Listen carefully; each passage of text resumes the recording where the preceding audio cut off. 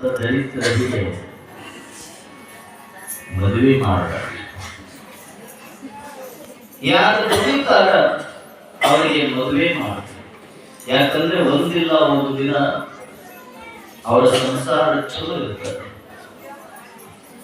ಒಂದಿಟ್ಟು ರೈತರನ್ನಾಗಿ ಮಾಡಿ ನಿಮ್ಮ ಮಕ್ಕಳನ್ನ, ಮತ್ತೆ ನಿಮ್ಮ ಮನೆಯಾಗ ಕನ್ಯಾ ಇದ್ರ ಆ ಹೆಣ್ಮಗಳನ್ನ ಯಾರಿಗೆ ಕೊಟ್ಟು ಮದುವೆ ಮಾಡಿದ್ರೆ ಬಾಳ ಓದಿ ನೌಕರಿ ಮಾಡುವಂತ ವ್ಯಕ್ತಿಗಳಿಗೆ ಕೊಟ್ಟು ಜೀವನ ಪೂರ್ತಿ ನಿಮ್ಮ ಮಗಳ ಕಷ್ಟವನ್ನು ಅನುಭವಿಸೋದಕ್ಕಿಂತ ದುಡಿದು ಉಣ್ಣುವಂತ ರೈತರಿಗೆ ಕೊಟ್ಟರೆ ನಿಮ್ಮ ಮಗಳು ಆನಂದವಾಗಿರ್ತಾಳೆ.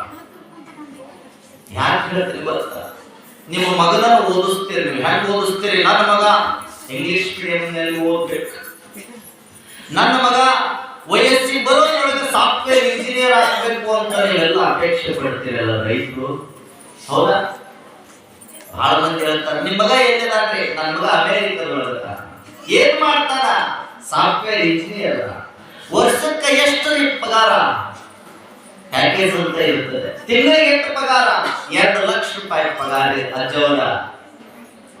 ನಿನ್ನ ಮಗ ಸಾಫ್ಟ್ವೇರ್ ಇಂಜಿನಿಯರ್ ಅದಾನ, ಅಮೆರಿಕದೊಳಗದಾನ, ಲಂಡನ್ ಒಳಗದಾನ, ರಷ್ಯಾದೊಳಗದಾನ, ಯುರೋಪ್ದೊಳಗದಾನ.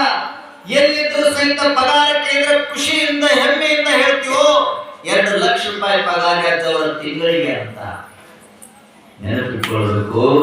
ಹೆಮ್ಮೆಯಿಂದ ಎದೆ ತಟ್ಟಿಕೊಂಡು ಹೇಳುವಂತ ತಂದೆಗೆ ನಾವು ಉತ್ತರ ಕೊಡ್ತೀನಿ.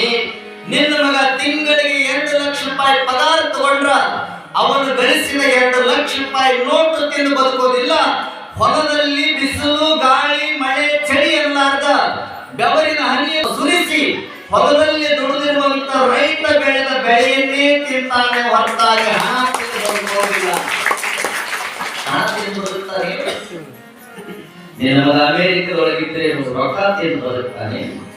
ನಿನ್ನ ಮಗ ದಕ್ಷಿಣ ಆಫ್ರಿಕಾದೊಳಗಿದ್ರೆ ರೊಕ್ಕ ತಿಂದು ಬದುಕ್ತಾನೇನು? ಅವನು ರೊಕ್ಕ ತಿಂದು ಬದುಕಕ್ಕೆ ಸಾಧ್ಯ ಇಲ್ಲ. ಅವನು ಬದುಕೋದು ರೈತ ಬೆಳೆದ ಬೆಳೆಗಳನ್ನು ತಿಂದೇ ಬದುಕ್ತಾನೆ.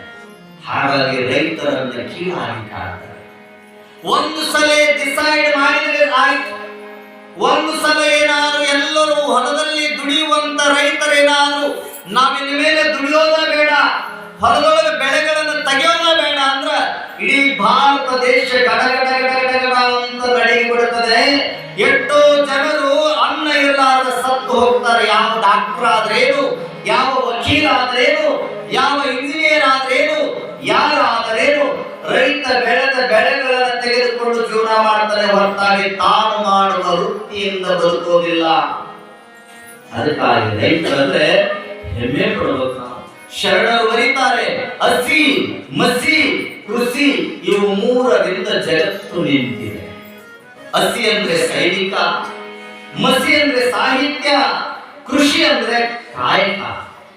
ರೈತಾಪಿ ವ್ಯಕ್ತಿಗಳು ಮಾಡುವಂತ ಕೃಷಿ. ಹಸಿ ಮಸಿ ಕೃಷಿ ಈ 3ರಿಂದ ಜಗತ್ತು ನಿಂತಿದೆ. ಹಸಿ ಅಂದ್ರ ಸೈನಿಕ.